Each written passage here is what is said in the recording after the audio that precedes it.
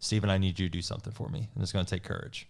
I need you to get up in front of the church and tell them that you fell. Yeah. Whew. Oh, man. Gosh, I was like, what? I was like, I don't want to do that. And you're like, Stephen, I need you to do it. Yeah. I need you to do it. Yeah. Because I want you to see what happens.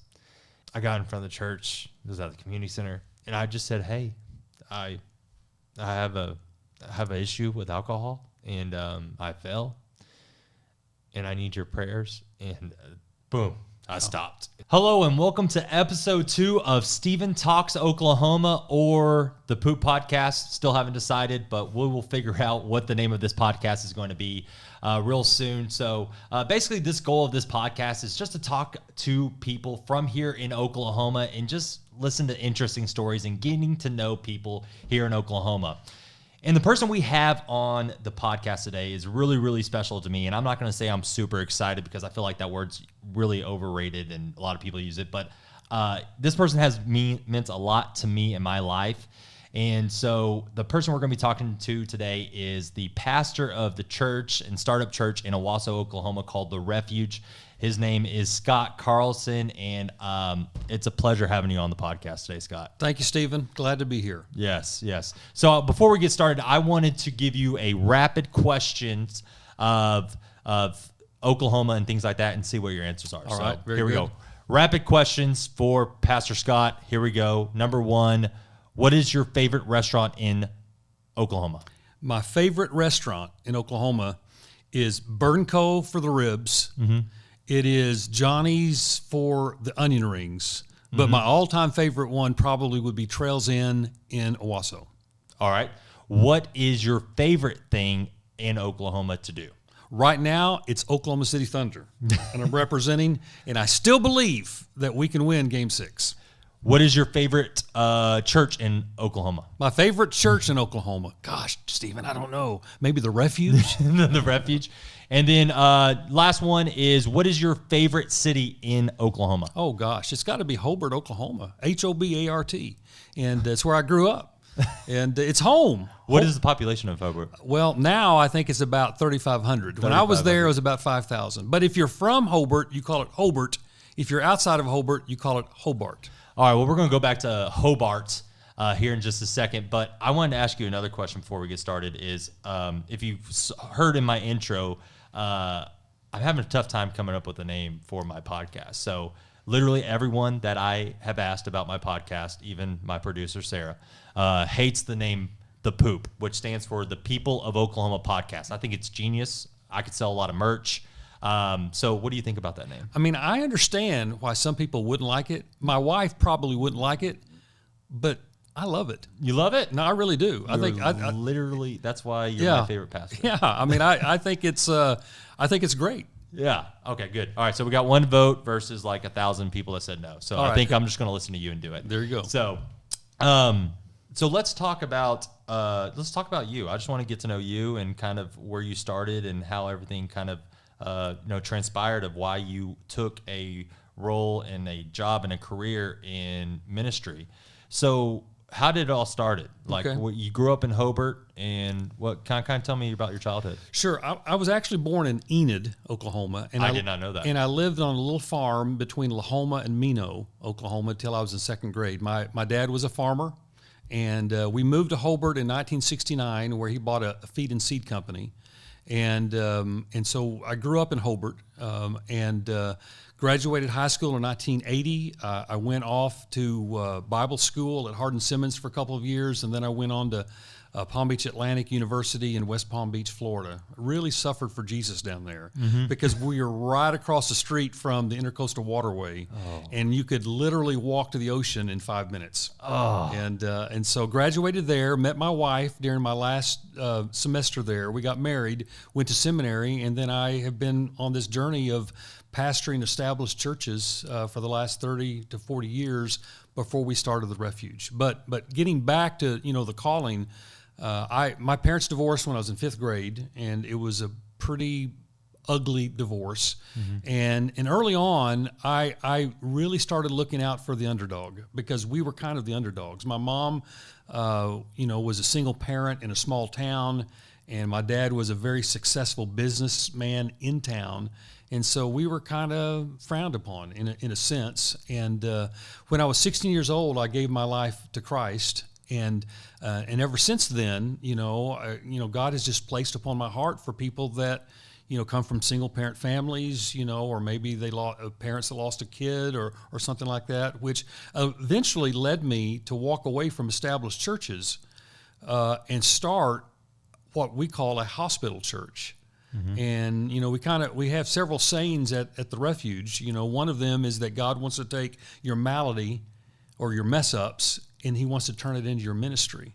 Oh, yeah. And I love the established churches. Don't get me wrong. I pastored Central Baptist Church in Owasso and was there for 11 years, and it was a great church. And several other churches, that I've pastored were great. But I just kind of see the last quarter of my life going on a little different direction. Yeah.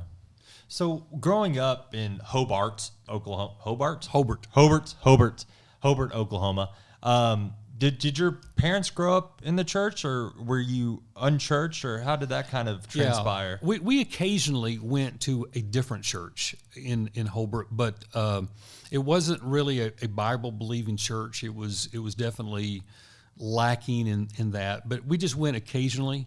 And after my parents' divorce, my mother came to know the Lord. Oh, okay. And even though it's kind of funny because we would go to church, but my mother never had a real relationship with Jesus. And so once that happened, when I was in 5th grade, that's when we started going to the First Baptist Church of Hobart. And and I'm not saying that only Baptists believe in the Scripture. There's a lot of great churches that believe in the Scripture. Mm-hmm. It just so happened that the one that we were going to occasionally, it was just more of kind of a social club and things such as that. Right. But shortly after that happened, I started going to the church that my mother had gone to, and got involved in the youth group, and really they became a family to me.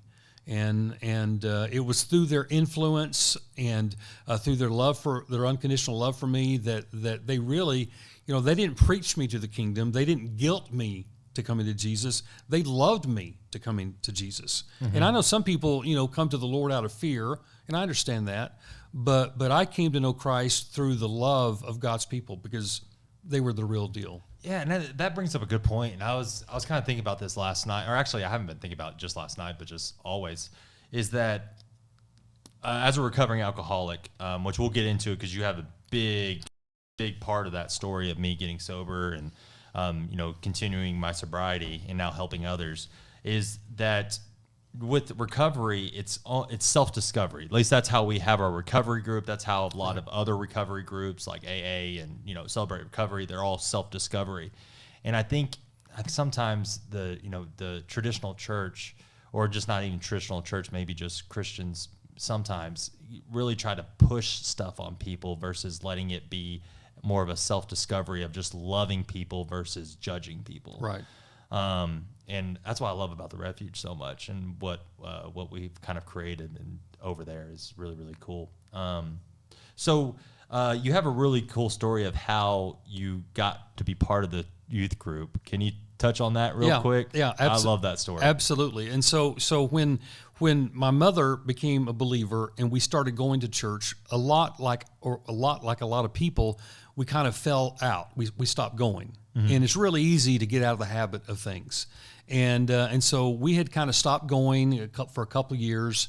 And one Saturday morning, there was a knock on the door, and I was in 7th grade at the time, and I was watching cartoons and eating my favorite cereal of all time, Kellogg's Frosted Flakes. Oh, such a good one. Yeah, and I was eating my Frosted Flakes just with a pair of shorts on, and there was this knock on the door, and I went out to the door and I opened it up, and there were like 25 teenagers, standing on my front door, and I'm eating my cereal, and they said, hey, we missed you. We want you to come back to church, but we're going bowling this afternoon, and we want you to come.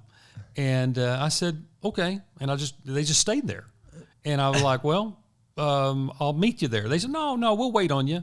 And I like, wait on me. I said, yeah, go in and get your clothes on and we'll just stand here. So I went inside and I put my stuff up and, went bowling with them.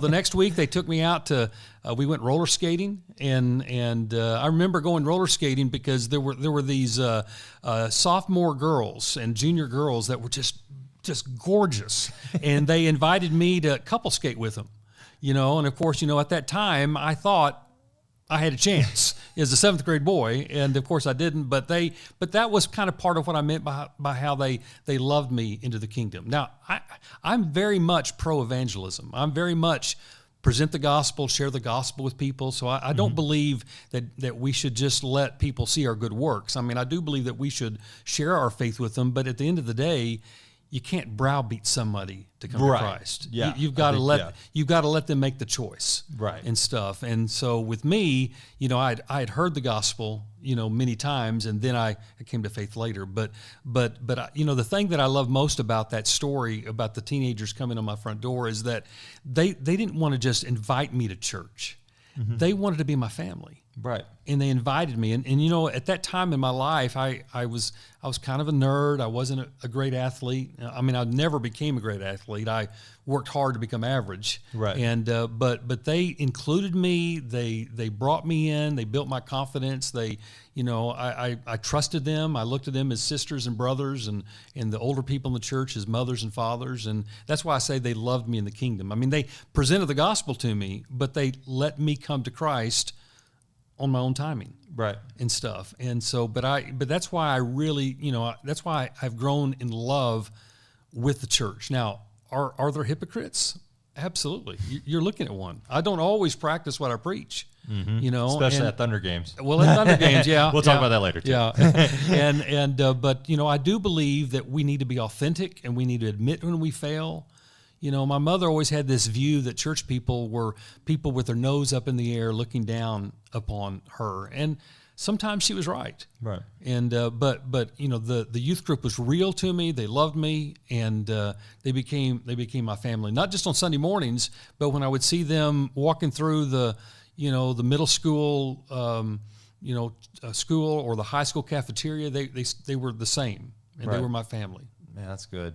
And then there's another story part of your past and your history that I love you talking about is, so fast forward, you accepted Christ at the age of 16.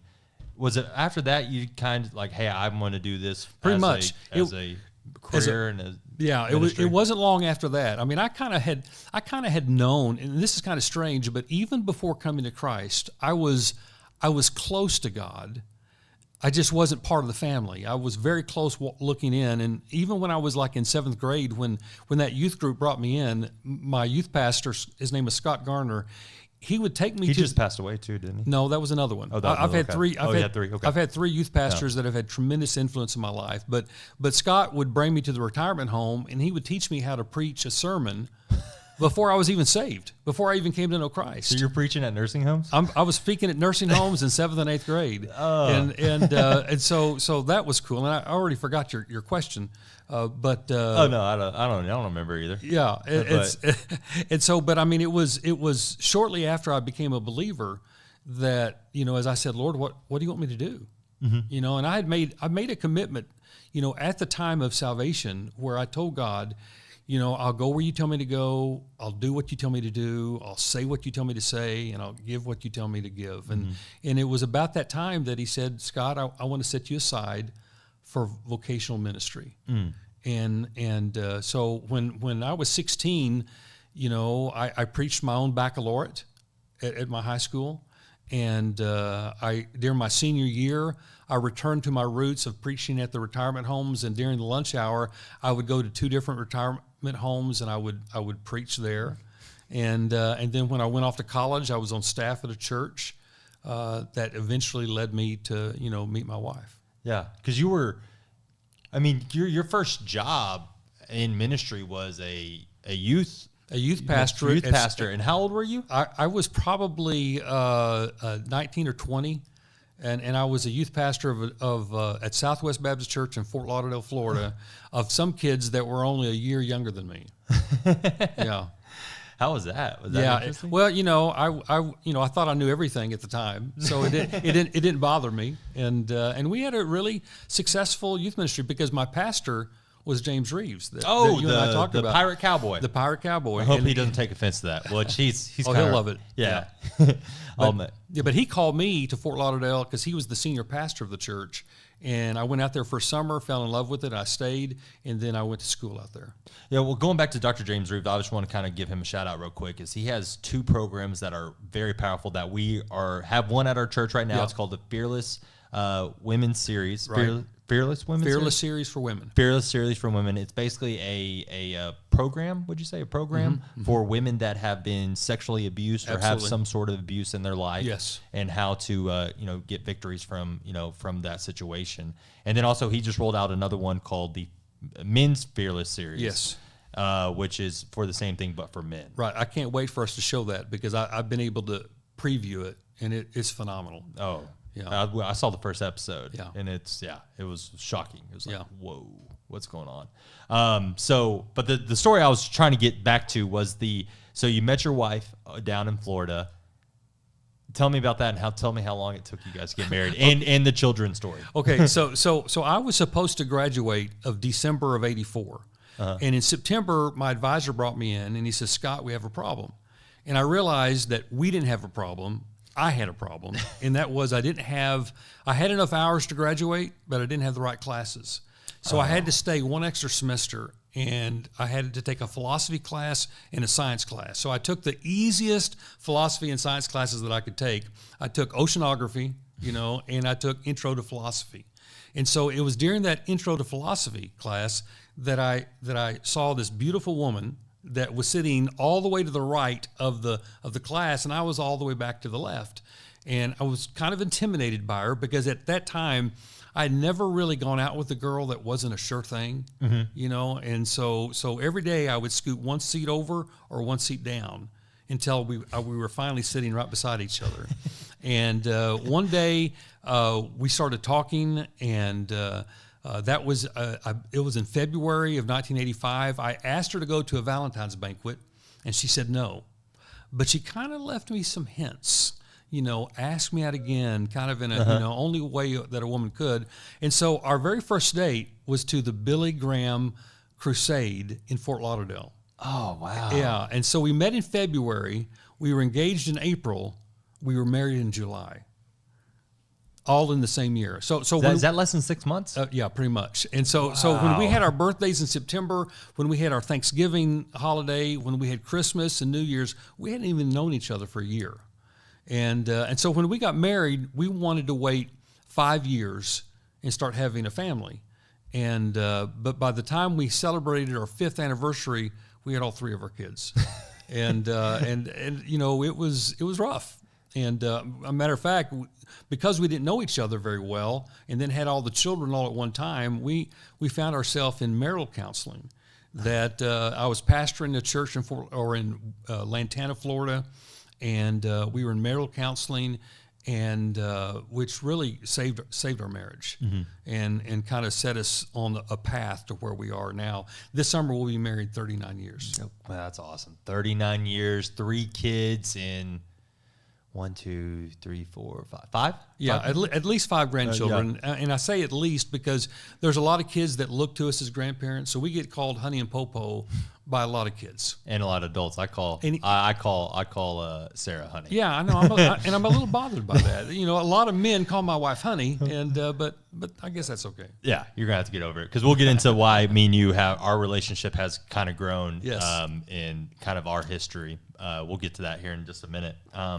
So let's go back to that kind of marital counseling, because it's kind of, as being a church leader and a leader of a church, like how is that trying to get outside counsel and outside help of having this leadership role of, typically they try to seem like they have it all together. Right. Which I don't know, maybe early on in your, ministry career, you probably maybe were sucked into that, but you obviously are not like that now. Right. I've always known that I didn't have it all together, but early on in ministry, you try to hide that, right? Because that's a sign of weakness, and people look to pastors and leaders, for leadership. And I remember when Sarah and I would go to counseling, that first marital counseling, we would always come through the back door, because the counselor knew that there might be people sitting out in the lobby that were members of my church.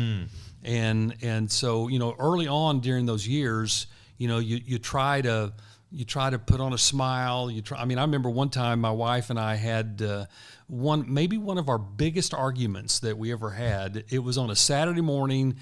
We had to leave the house because we didn't want to argue in front of our kids. Mm-hmm. And we were sitting in the back parking lot of this church, and Sarah and I, we were going after each other. And I'm embarrassed to say, but we were. Yeah. And all of a sudden, someone come and knocked on the window of our car, and it was a church member. Oh, no. And you should have seen us, how immediately we put on smiles and talked to them like everything's great and stuff. And then after they left, I really think it was at that time that I realized the hypocrisy. Yeah. That was in my heart. And then, honestly, it was shortly after that I finally got on some antidepressants, because up to that point, I'd always battled with what I would call funks, and I didn't know what that was. Right. And when my psychologist or psychiatrist told me that I was battling with clinical depression, I thought, well, I always thought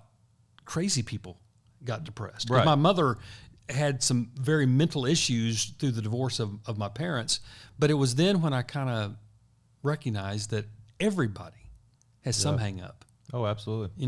But at that time, you just don't admit it, right. Which really led me to eventually starting the Refuge and the philosophy that we have.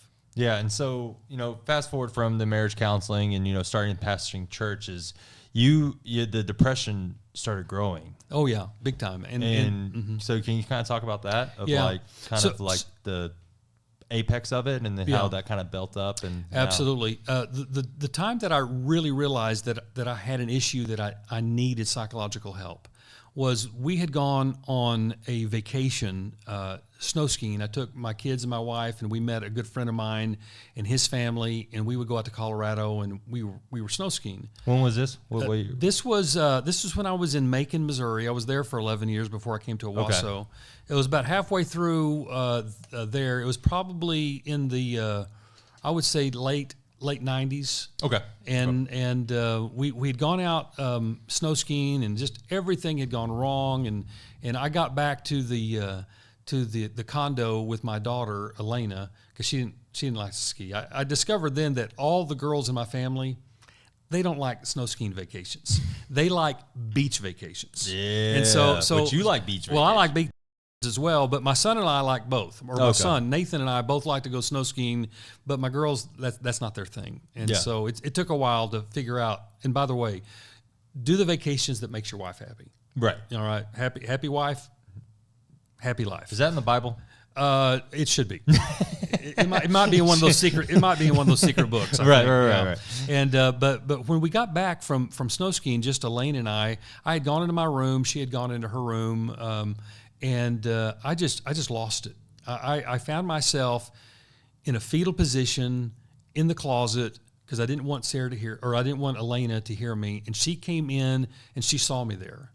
And I realized at that moment that I had to get help. Right. I had to get help. And because I was keeping it in. My wife knew I had depression issues, but it was then that I went to see a psychologist, or psychiatrist, I should say, and he was the one who said, "Scott, you're dealing with clinical depression." And he kind of explained to me about, the brain, and he explained to me about the chemicals in the brain and the synapse, and sometimes how they don't fire and stuff like that. And he put me on medicine. And at that moment, if I would exercise, and if I would take my medicine, and if I would see a counselor and take care of myself, I'd do pretty good. But over the time of the years, I would do what so many people do. I would think, well, I don't need the medicine anymore because I'm doing great. And so I'd get off the medicine. I'd stop exercising. I would stop, taking care of myself, emotionally. And so what started was just a kind of a big roller coaster. I would go down, and I would come back up, and I'd go back down.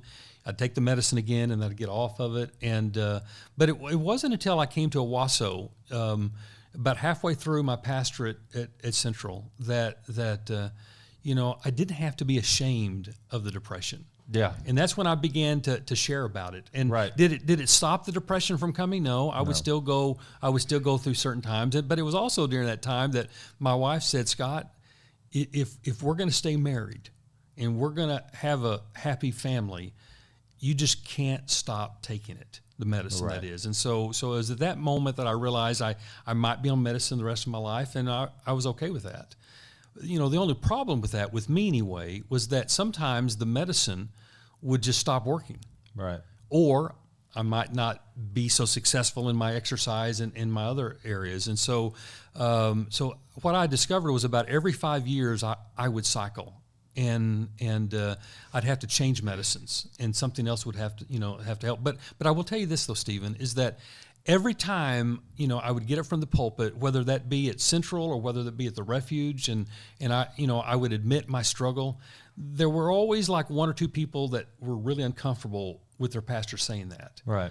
And they would come up and tell me that. They said, we just don't think that a pastor should admit They that. need to be strong. They need to be a leader Right. of the church. And they weren't just bad, but they just said they were uncomfortable with it. But Right. for every one person that said they were uncomfortable with it, 3 or 4 came up to me and said, thank you. Right. Because they felt like they had been hiding it. Right. And stuff. And there are even pastors today, that on social media that will contact me and say, you're not qualified to be a pastor. That just happened a few weeks ago. And Don't you have a doctorate? I do have a doctorate, and I have pastored for 30 to 40 years. Yeah. And stuff. And but again, I believe. I mean, one of the things that Jesus said that is really critical. He said, "I didn't come into this world to take care of the healthy, but I came for those that are sick." Mm-hmm. And what he meant by that is when he said he didn't come to minister to the healthy or to save the healthy, he was talking about the Pharisees who thought they were healthy. Mm-hmm. And if you remember, Jesus only had negative words for the religious leaders of his day. He was incredibly compassionate, to the lowly, to those that are sick, those that were the down and out. And so I paraphrase that passage in the gospel, and you hear me talk about this all the time. Yes, I was hoping you were going to bring it up, because if you weren't going to bring it up, I was going to tell you to say the paraphrase. And so the Carlson paraphrase of that verse is that Jesus didn't come for those who thought they had it all together, but he came for those that knew they were jacked up. Yeah. And if you don't believe that you're messed up or jacked up, give me 5 minutes into your life and into your brain, and I will show you how you are messed up like everybody else. And, I spent so many of my years feeling inferior, to other people, to other pastors, to other ministries. And it took me to get, into my late 40s to finally realize, that the more you think about it, the more a person says, I don't care what people think, they care what people think. Yeah. And the more the people that try to portray that they've got it all together, they don't. Right. It's they're insecure in themselves, and so it has been so freeing, to be able just to admit that and let people judge, because I'm not here. Scott Carlson, his ministry, my ministry, doesn't exist for those that want to keep their sin secret. I'm here for those that have fallen on the ground and they know they need a Savior to get back up. Now, I don't credit medicine, for saving me. I don't credit counseling for saving me. I credit Jesus for saving me, but he uses medicine, and he uses psychiatrists, and he uses counselors, with their gifts to help me. Yeah. And will I continue to suffer from depression? I hope not, but history tells me I probably will. Right. And that's okay. I mean, even the Apostle Paul, and I know there's a lot of debate about what he meant by that, but the Apostle Paul, said, there were three times he asked God to protect him from the thorn in the flesh that Satan had given him, and 3 times God said, my grace is sufficient. So we're all under attack. We all have our issues. I know yours. Yep. And you know mine, because we allow each other into each other's lives. Yeah, and so when you were at the last church, and you parted ways with that church, you were questioning at that point if you wanted to start up a new church. And also at that last church, because I remember this, because me and Taylor started going to this church around this time. You were trying to start up a hospital church within that, and it fell apart. It didn't really work. It didn't fit the church that I was at. And, Right. and that's okay because there are so many different churches. Every church has their own, their own link and their own sync and stuff like that. And so it just didn't work there. Right. And that's fine. But at that point you were kind of wanting to start into that ministry Absolutely. of like getting into that. Absolutely. And I think that was part when you were in your Depression. Depression. Yeah. And I lost a ministry. I lost that ministry, as a result of my deep depression. I'm not upset at the church at all. They're growing. They're doing great right now. my parents still go to that church. Yeah, and they love it. They've got a phenomenal new pastor, and they're doing good, and I'm happy for them. But I see now when I look back that God was pointing me in a different direction. I couldn't do there what I'm doing at the Refuge.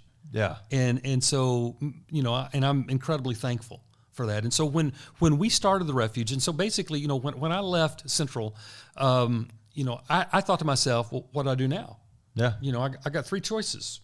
I can go into the secular world, which nothing wrong with that. You've done that before? You sold, didn't you sell makeup or something? No, I did not sell makeup. I sold high fashion jewelry. Oh, high fashion jewelry. Yeah. Okay. Yeah. And there's a difference. Well, honestly, there was about a year that the way I provided for my family was that I came alongside Sarah and I sold high fashion jewelry with her, and I did funerals for a living. There were 3 funeral homes. So is that why you got so good at funerals? You were probably the best. Hopefully I don't die before you, but if you do, you're doing my funeral. Okay, you're great at them. Well, there was a period of time for about a year. Is that bad to say you're good at funerals? Well, you help people when they're hurting and stuff. And it's easier to do a funeral than a wedding. Yeah. Because at a funeral, they don't talk back. Right. And at a wedding, it's filled with a lot of drama. Now, I enjoy about 2 out of every 10 weddings that I do. Uh-huh. And because let's move on from that. I'll get myself in trouble. But I did, I did those things. And so, but I knew that when I left Central, I could go into the secular world. I could go back to a traditional church, put my resume out, right. Or I could start a church. And for some reason, the starting a brand new church was the thing that challenged me and whetted my appetite. And I had never started anything new. I had always been in established churches, but I'd always been thinking if I ever started a church, this is how I'd want to do it. Which is kind of crazy because Scott, don't take which I've offended you before, and I'll probably do it again. But you're not the youngest. No.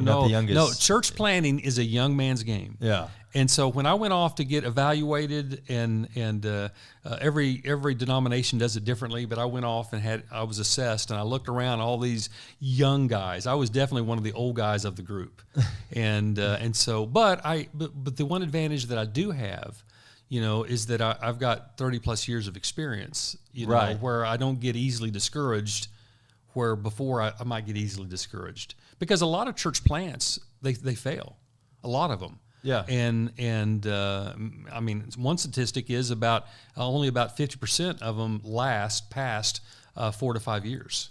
Of brand new. Is that 4? Yeah, we're at right between 4 and 5. Okay. Okay. Well. And I think we're doing. Yeah, we're doing good. I think we're doing well. We're doing good. Yeah. And then also during this time when you were let go from Central, you were in a deep depression too. Yeah, so I was. You're older pastor in a deep depression, and you said, I want to start a new church. And Sarah was all on board. She was like, no way. She wanted me to get a secular job, that made 6 figures, that had a corner office, and I'd come home every day at 5. Yeah. And I told Sarah, I said, honey, they don't have those kind of jobs for guys that have only done ministry. And no offense to used car salesmen, but I'm not a used car salesman, and I couldn't do it. And so, but we began to pray, and we began to kind of just ask the Lord what He wanted me to do. And and Stephen, I went back to my salvation. I went back to June 1st, 1979, and I remembered the prayer that I prayed to God then. Mm-hmm. And we call it the prayer of refuge. We call it the prayer of revival. But I came back to that, and I said, God, I told you I will go where you tell me to go. I will do what you tell me to do. I will say what you tell me to say, and I'll give what you tell me to give.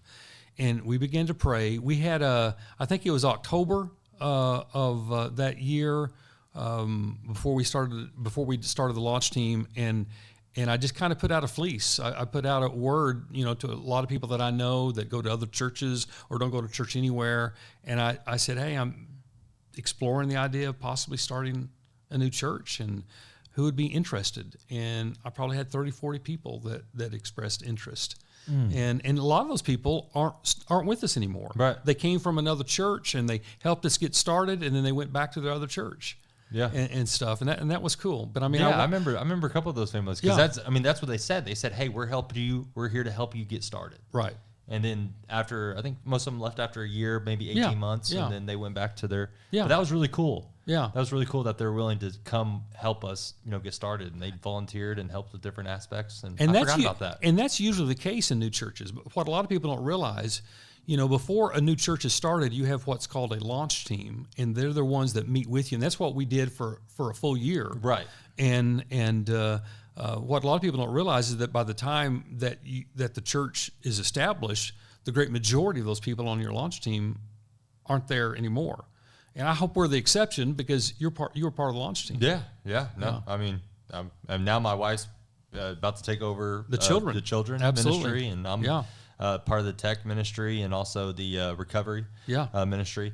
And so since we fast forward to almost present day, so you're about to start up the Refuge, and a Facebook message comes, or my parents send us a post you made saying, hey, I'm in the process of starting this new church. If you're interested, reach out to us.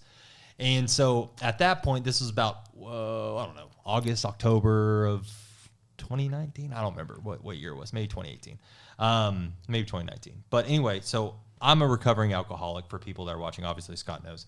But I'm a recovering alcoholic. During this period of time, I was struggling with my sobriety. Didn't really know what to do. And my dad came to you and basically asked, hey, my son, and we'll get more to that story here in just a second, but my dad came to you before you were let go of Central saying, hey, my son is struggling. Would you mind talking to him? And you said, absolutely, I'll talk to him. And then a couple months later, you were let go. And so my parents sent me this message saying, hey, Scott's starting up this new church, blah, blah, blah. You guys, if you're interested, you need to reach out to them. And so during this time, I was going to a lot of different recovery groups, went to AA, went to a thing called Celebrate Recovery, which is really cool. And what I've learned through those ministries is that it's self-discovery. And also I really liked it because when you walk into those different groups and those different programs, everyone takes off their mask. Right. And everyone's open, and you can see the hurt. Mm-hmm. And also you can see the victories too, which is powerful. And I really liked that. And I said, man, I was talking to someone that was part of our lunch team before they were part of our lunch team. And we were both there talking in the parking lot of Celebrate Recovery. And I told him, I was like, man, I wish the church was like this. I wish the church was just so open and people didn't have to put on their mask walking into their church and taking off their mask. That, people just shared their hurt, because it's a lot easier to go through something when someone can share that burden or share that load with you. And so when we sat down, me and Taylor sat down with you in our living room. I remember that day. Yeah. We sat down with your living room, and that was the first time I ever told someone that I was an alcoholic and I struggled. It was to you. And you basically told us your vision of what the Refuge would be, and it was everything that I was asking for, of people just being open. And then and a couple months later, you challenged me to do something. But I remember that, and it was very, very powerful. So starting up the Refuge, you basically had this idea of what the church, and so what is the Refuge? What is the Refuge? So the scripture, of course, there are many times in the scripture that says that God is our refuge. And so, we are his representation here on earth. And so we want to be a refuge for people. We want to be a safe place, for people, not just to take off their mask, but when they fall, we want to be the first ones to pick them back up. I heard a long time ago that the Christian army is about the only army that puts out their wounded. Mm-hmm. Or, they take up a bazooka and boom, they blow them away. And that's just not the gospel. I mean, that's not the gospel. I think of Jesus, ministering to the woman that had got caught in adultery. And it was kind of amazing, that story, because no one talked about the man that was committing adultery with the woman. but it was the woman that was caught in adultery. And Jesus basically challenged all the religious leaders around him. Hey, listen, if you haven't sinned, feel free to go in and stone her. You know, and of course they dropped their stones and they walked away. And Jesus told the woman, who accuses you? And she says, they're all gone. And Jesus said, go and sin no more. And so, there's a lot of, I don't agree with everybody when they say, we're not supposed to judge. We're supposed to judge, but we're not supposed to judge in the way that the world judges, and when I say judgment, when you sin, I hold you accountable. Right. And when I sin, I want you to hold me accountable and stuff. But it's not the purpose of downing you. It's about lifting you up. It's about getting you back up, because if you are a true believer in Jesus, you know when you sin. Right. Because the Holy Spirit convicts you of that. And so the Refuge, we are a regular church per se, but we are a hospital church. And that is, we see that everybody, needs recovery, right. Whether it be from alcohol, whether it be from divorce, whether it be from depression, or whether it be from pride, whether it be from, lying or cheating or stealing or whatever it is. And so we want to be a safe place. And do we fail? Absolutely we fail. But we own up to it when we fail. Right. And we pick it back up the next day. We're about to do this free garage sale that we do each year. In the very first year we did this free garage sale, there was a lady by the name of Sherry, and Sherry came up and people said, "Oh, Pastor, you need to meet Sherry." And I went out and talked to her, and Sherry says, "I don't have any friends." And I remember that day I said, "Sherry, I tell you what, we will be more than to you as friends. We'll be your family." And to this very day, Sherry continues to come, and she loves the free garage sale because now she's going to help become friends with other people. Yeah. And so, when I think of who is the Refuge, I think of people like Sherry. I think of people like you, and your wife. I think of people like my son-in-law who lost a son a few years ago. I think of Peggy, who lost a son. We have so many people in our church that have lost children or teenagers or even adult children. Yeah. But what do? They hurt, they grieve, but they minister to other people that hurt. And so when you say, what is the Refuge? Our identity statement is really simple. We are a community of hurting people, bringing hope to hurting people through Jesus. We don't wallow in our hurt, but we admit our hurt. Right. And then we go about the business of helping others, with hope that are hurting. And then the key word is hope, because one day Jesus will wipe away all of our tears. Not today. Today we cry, but when he returns, that's when he wipes away the tears. Yeah. And I love that part of who we are. So going back to a point you said about, the church brings out their bazookas on people that we do. I fell before I'm sober now, but I fell and I a few times, not just once, a few times within the church, which was really interesting doing that in a church, or being open in a church setting, because I think that opened a lot of people's eyes within our church, because our church was aware of every time that I fell, because you challenged me on the first time that I fell. I came to you, or maybe my wife came to you and said I fell, and you talked to me and you said, "Stephen, I need you to do something for me, and it's going to take courage. I need you to get up in front of the church and tell them that you fell." Yeah. Whew. Oh man. And gosh, I was like, what? I was like, I don't want to do that. And you're like, "Stephen, I need you to do it. Yeah. I need you to do it. Yeah. Because I don't want you to see what happens." And I got in front of the church. It was at the community center, and I was doing this right here. Yeah.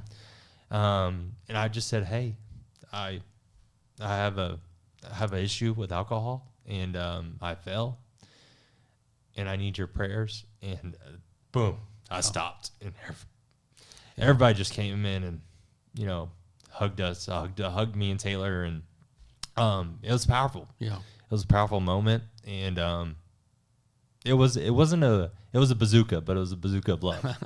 and Stephen, the reason that I asked you to do that was not just for you, but it was for the people out there as well. Right. Because we had a couple that was sitting in the church building that day whose husband has all sorts of substance abuses.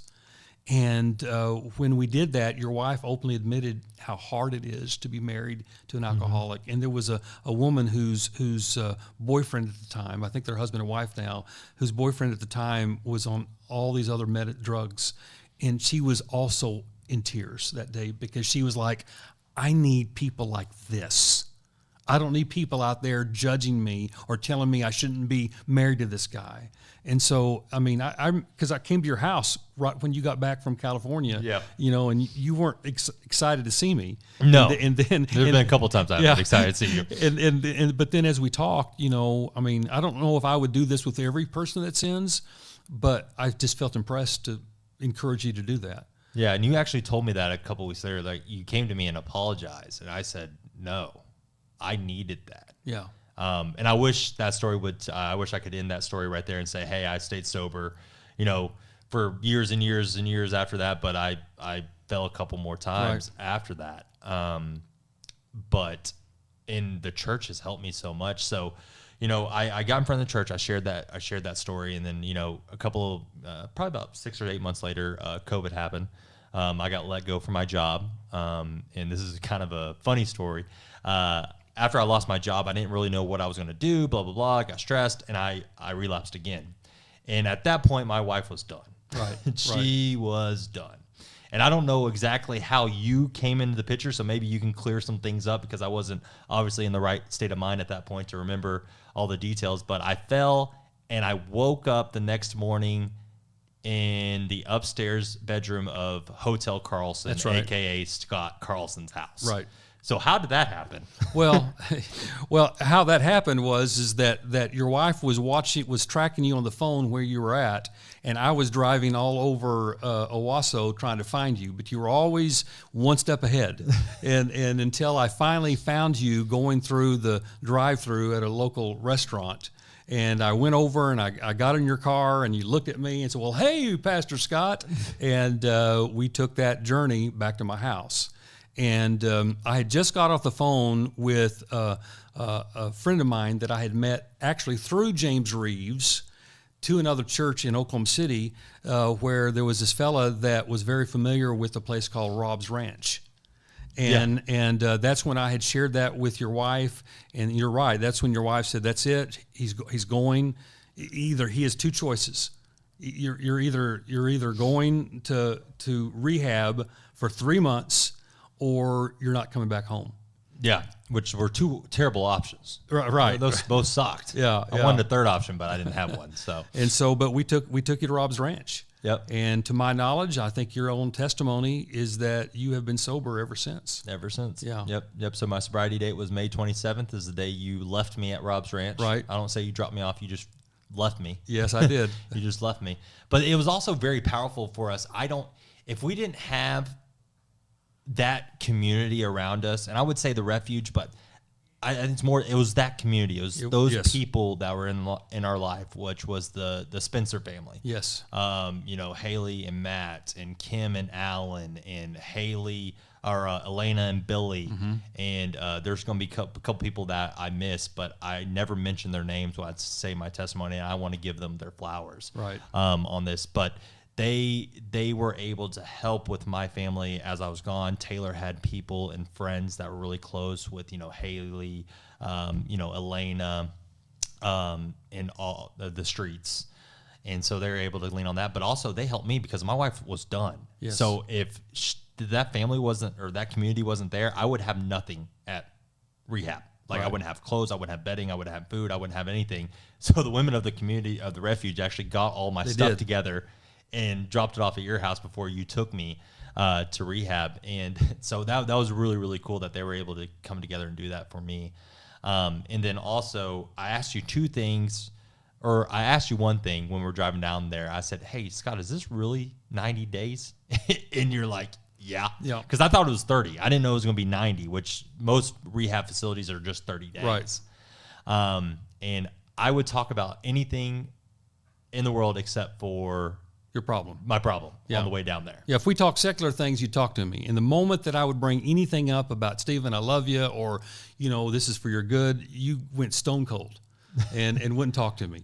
We talk about onion rings, but we wouldn't talk about Jesus, or we wouldn't talk, because you were mad. You were pissed off. Yeah.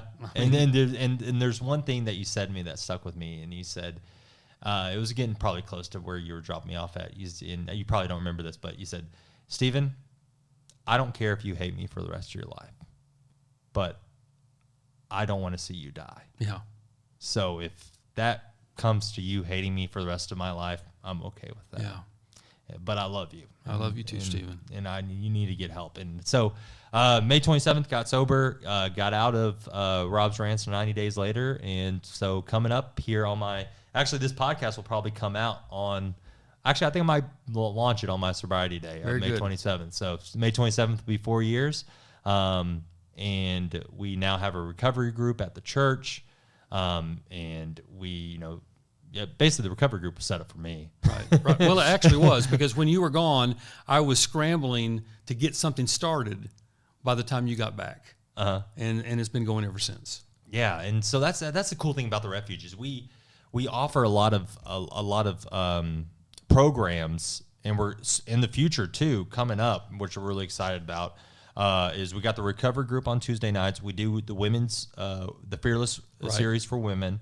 We also are going to start up the men's series. Then we're also going to do Re-Engaged, right, which is a marriage program that me and my wife went through about a year ago, which was really great for me, but also really great for my wife, right, because she had a lot of built up resentment and I don't want to say hate, but just built up resentment towards me through that time that I took her of, me not being sober, me being, intoxicated. So we're bringing that to the church. Yes. And then we're also in talks of bringing up a men's pornography. Absolutely. You want to talk about that for a second? Well, it's such a problem. For the last, I don't know, ever since we've had the internet, has been, of course, there's been pornography problems since dawn. Even since when David was walking, on his porch and he saw Bathsheba giving herself a bath. That's kind of pornography. And so it's ever since we've had mankind, we've had that problem of lust and things. But even since the internet, we have an epidemic of men. The statistics are unbelievable about how many men, look at pornography at a given time over a month. And so we're fooling ourselves. We've got our head in the sand if we don't think that there's a problem. Right. And so we're going to hit this head on as well, and we're going to offer this to men. And it's not just a man problem. A lot of people think that only men struggle with pornography. That's not true anymore. Women do as well. And it's an addiction, and it's a sickness. People just think it's a choice. Well, a lot of people say that when a man, I'm not an expert on this, but when a man looks at pornography, it's like, the man just got a little bit of cocaine. He got so high, upon that dopamine, high and stuff like that. And so we need to attack those issues as well.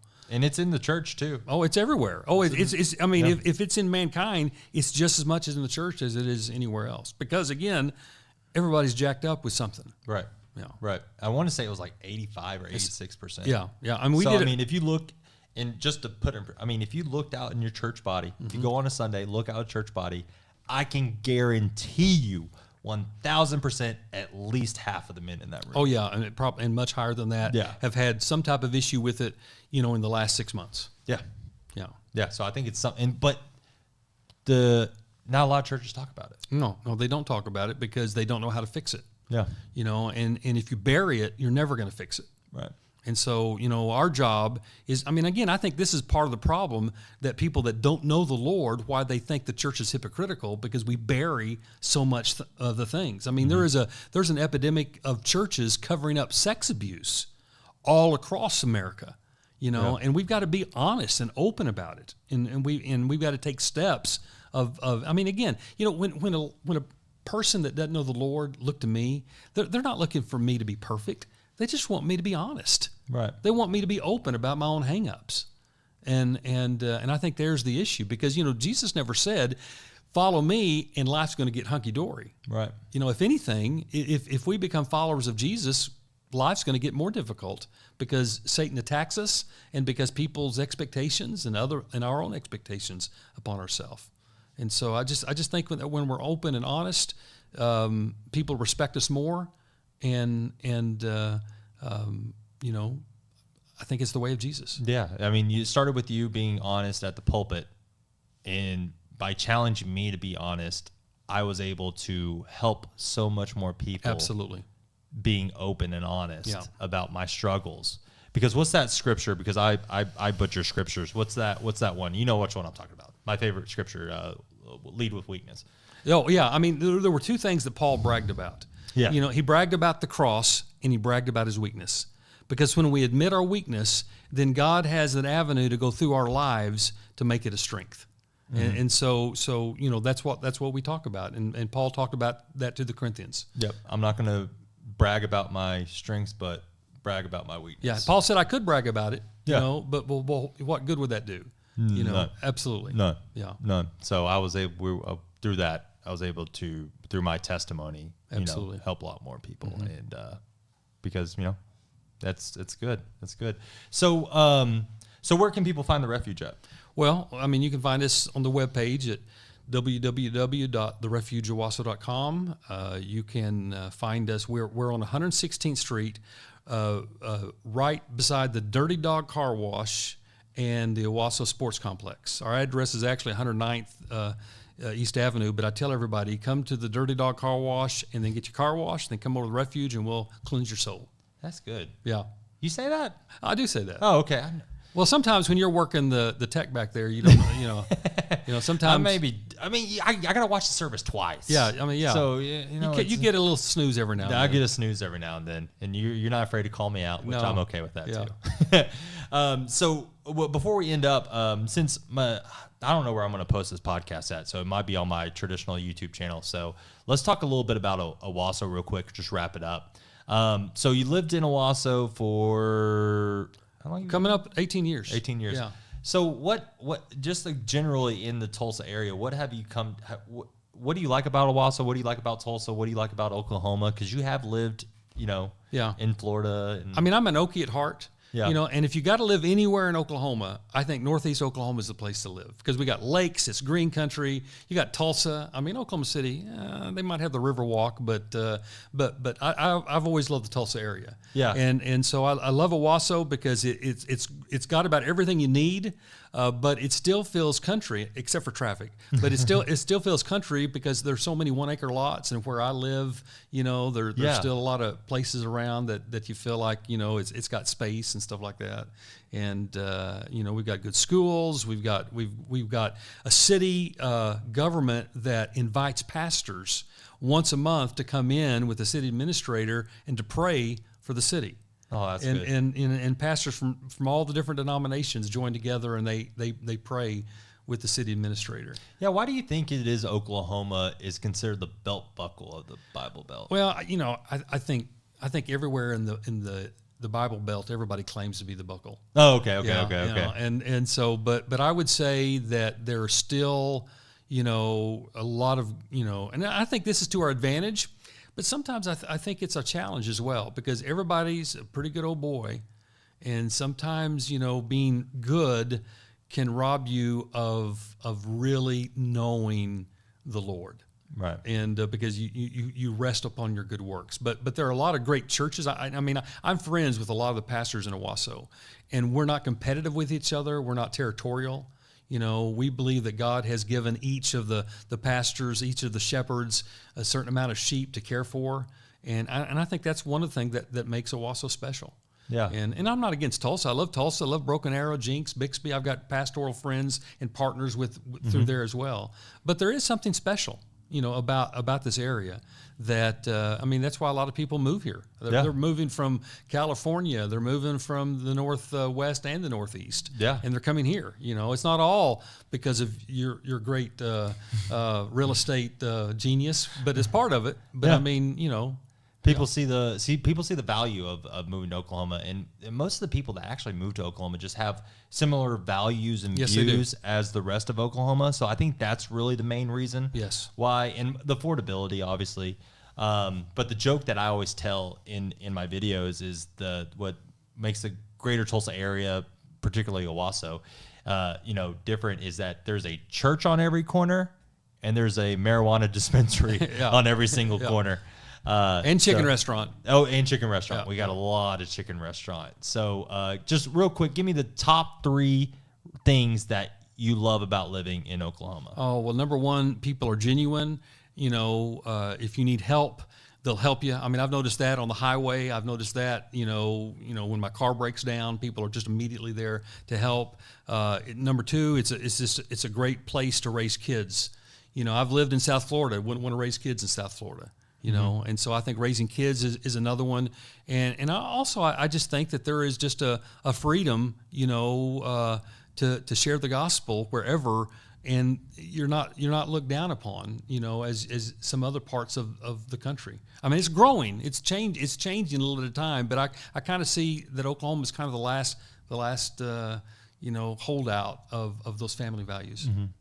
Well, Scott, I appreciate you jumping on today. I'm going to have you on again. Yeah, we'll do it all again. So once again, thank you so much. And if you want to learn more about the Refuge, you can go to the refugeowasso.com. That's right. We also have a Facebook page. And it's also the Refuge Owasso. Yeah, Refuge Owasso. So if you're interested, or if you're looking for a church home, or if you just want to come by and say hi, definitely we'd love to see you. Sunday services are at 9 a.m. and 10:30 a.m. and then starting at 10:45. 10:45, and then we have a breakfast. We have a breakfast from 9:15 to 10:45. It's pretty cool. Okay, cool. So yeah, come check out the Refuge, and you will see both of us there. So thanks for watching. Perfect. Done. That was good. Good job, buddy. That was proud good. of you. Man, that was good. Whoa. That would have been bad. I almost fell. How'd it feel? Good, natural. Good? Yeah. Yeah. Natural. Right. Sarah, how'd that one go from yesterday?